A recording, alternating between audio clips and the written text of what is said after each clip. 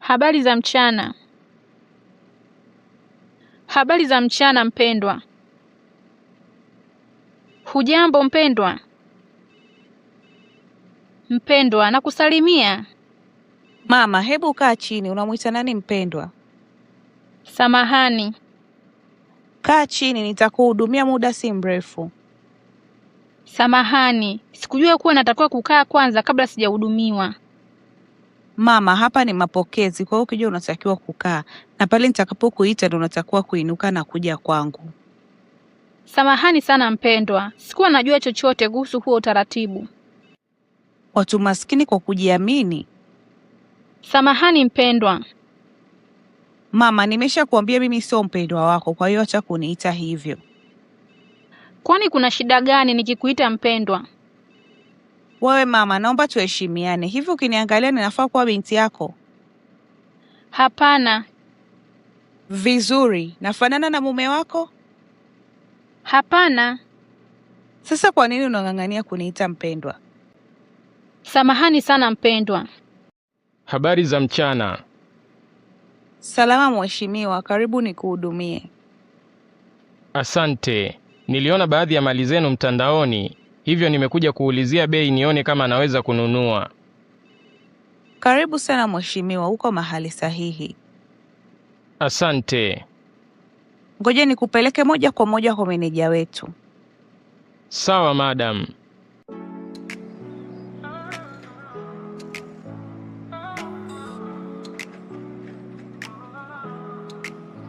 Karibu kwenye ulimwengu wa ndoto hadi. Samahani mpendwa, nilifika hapa kabla ya yule mwanaume uliyemhudumia muda si mrefu uliopita. Kwa hiyo kama alikukuta hapa unataka nikusaidieje? Mimi pia nimekuja hapa kununua mali zenu mnazouza mtandaoni, lakini umeniambia nikae kwanza hadi utakaponiita.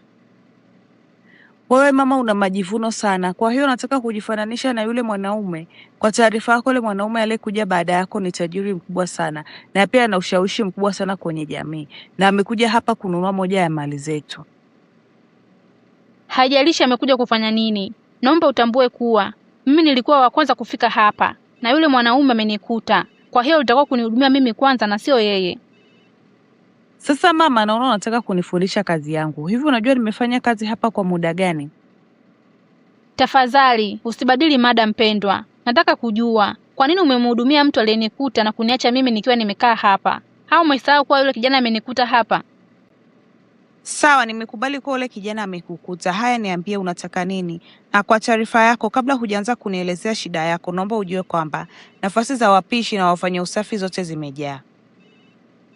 Kwa hiyo kama umekuja kwa ajili ya hizo kazi, ni bora uondoke sasa hivi, kwa sababu kazi nyingine zinapatikana kwa vijana wenye nguvu na sio mtu mwenye umri kama wako. Mimi sipo hapa kwa ajili ya hizo kazi, bali nimekuja kuulizia mali mnazouza. Hey, kwa kweli wewe bibi unanichekesha sana. Hebu naomba nikuulize swali. Hivi wewe ni mchekeshaji? Hapana. Kwa hiyo uko serious kuhusu hicho ulichosema? Kwani nimesema kitu cha kuchekesha? Mama, hapa tunauza mali za gharama kubwa sana kwa watu walio na hadhi ya juu, watu matajiri na watu wenye ushawishi kwenye jamii. Unamaanisha nini?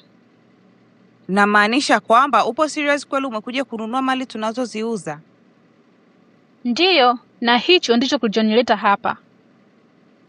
Hey, Mungu wangu, wewe mama unachekesha sana. Sawa, ngoja nimuite mmoja wa meneja wetu aje akuhudumie.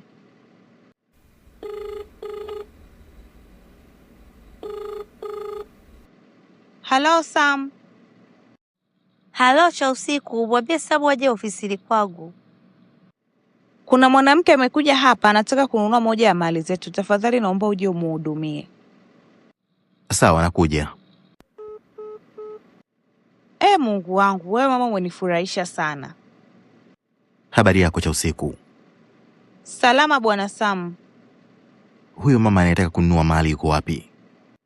Yule pale. Namaanisha yule mtu aliyesema anataka kununua mali zetu. Ndiyo huyo ninayekuonyesha, amesema yuko hapa kununua moja ya mali zetu. Hebu acha utani cha usiku. Mimi sikutanii Sam, kweli amesema amekuja kununua moja ya mali zetu. Sawa. Habari za mchana mama. Salama, hujambo? Si jambo mama, sekretari hapa amesema anataka kununua baadhi ya mali zetu. Ndiyo, nimekuja kununua baadhi ya mali zenu ambazo nitapendezwa nazo. Tatizo ni kwamba tunauza mali za gharama kubwa sana hapa, na kwa muonekano wako sidhani kama unaweza kumudu chochote tunachouza mama. Unamaanisha nini? Namaanisha kwamba hizi mali tunazouza ni kwa ajili ya watu matajiri sana na wenye ushawishi mkubwa kwenye jamii. Bado sijaelewa, unamaanisha nini? Ngoja nikuonyeshe mali zetu zote na bei zake, labda utanielewa. Angalia hii. Hii ya kwanza inagharimu bilioni 7. Hakuna shida, nitanunua. We mama, hebu acha utani na kazi za watu. Kuna nini kinaendelea hapa? Kuna huyu mwanamke anasema anataka kununua mali zetu, lakini kwa muonekano wake sina uhakika kama anaweza kumudu chochote tunachouza hapa. Ni mara ngapi nimewaambia msihukumu watu kwa muonekano wao? Samahani bosi, lakini pia ulituambia kwamba kwa kuangalia watu tunaweza kujua ni nani tusipoteze nguvu zetu kwake, na huyu mama ukimtazama haonekani kama...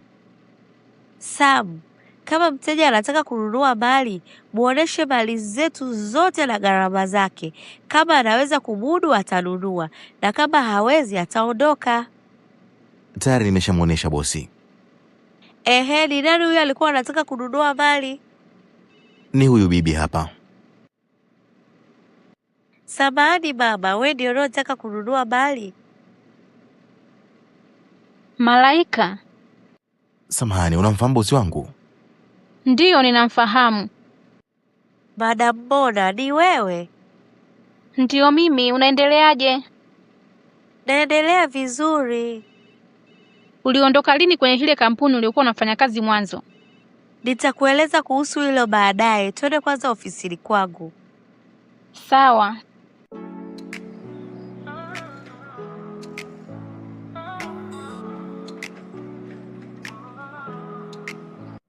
Vipi madam, unaendeleaje?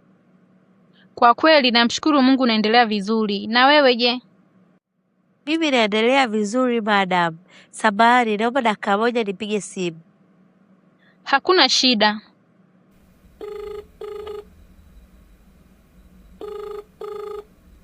Hello bosi. Halo cha usiku, mwambie Samu aje ofisini kwangu. Sawa bosi. Ndiyo mama. Ehe, uliondoka lini kwenye kampuni uliokuwa unafanya kazi mwanzo? Niliondoka kama miaka 2 iliyopita. Na wewe umerudi lini nchini?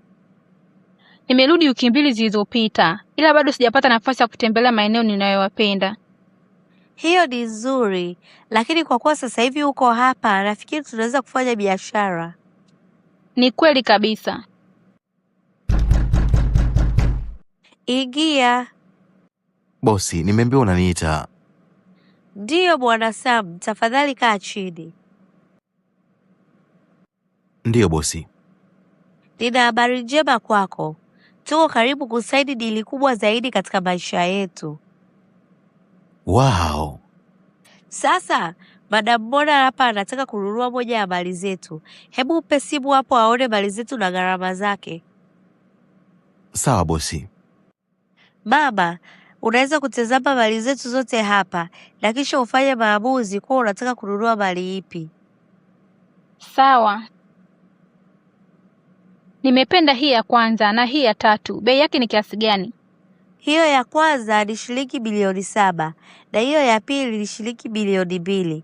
Kwa hiyo jumla hapo inakuwa shilingi bilioni 9 baba.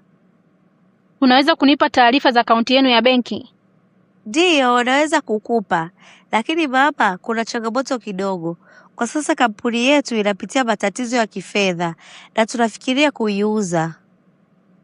Unajua nina kampuni nje ya nchi na nina mashaka kuhusu kununua kampuni nyingine hapa nchini.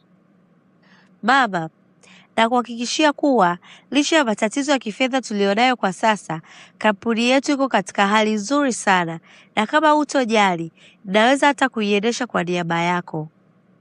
Sawa, sasa mali zote mlizonazo pamoja na kampuni zinagharimu kiasi gani?